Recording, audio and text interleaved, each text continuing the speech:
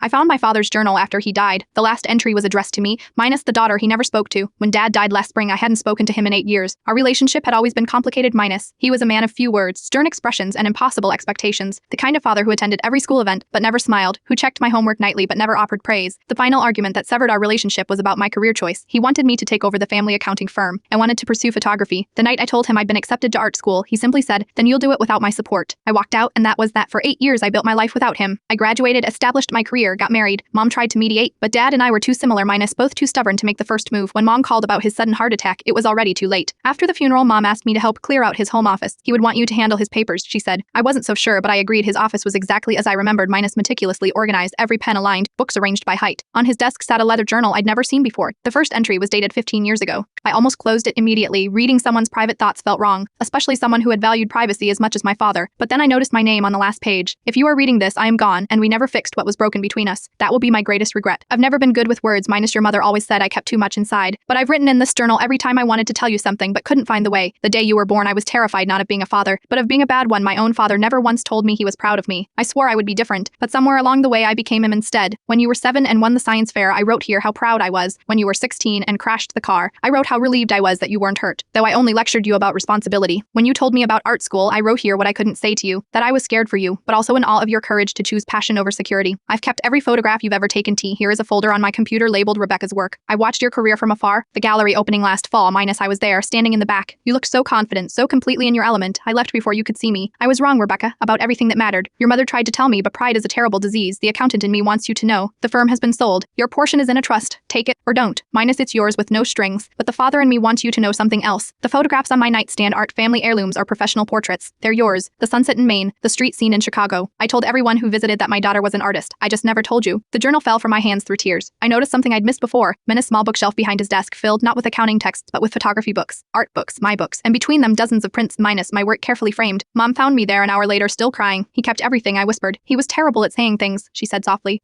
But he saw you, Aureus, yesterday. I hung one of my photographs in my studio minus not my work, but a picture of Dad I found in his desk. He's sitting at his desk looking at something in his hands. I hadn't noticed when Mom took the photo, but now I can clearly see what he was holding. The very first photograph I ever sold, published in a local magazine. Sometimes the people who love us most speak a language we don't understand. Sometimes we learn to translate too late, but maybe understanding even after they're gone is better than never understanding at all.